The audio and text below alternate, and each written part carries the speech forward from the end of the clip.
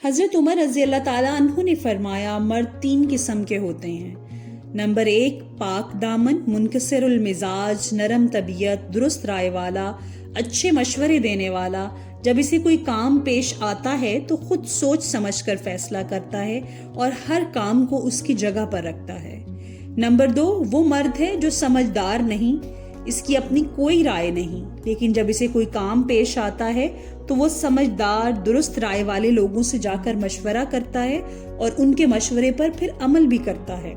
Number 3 وہ مرد جو حیران و پریشان ہو، اسے صحیح اور غلط کا پتہ نہ چلتا ہو اور یوں ہی ہلاک ہو جاتا ہو، کیونکہ اس کی اپنی سمجھ پوری نہیں ہو پاتی اور سمجھ اور صحیح مشورہ لینے والوں کے پاس وہ جاتا نہیں اور ان کی بات مانتا نہیں۔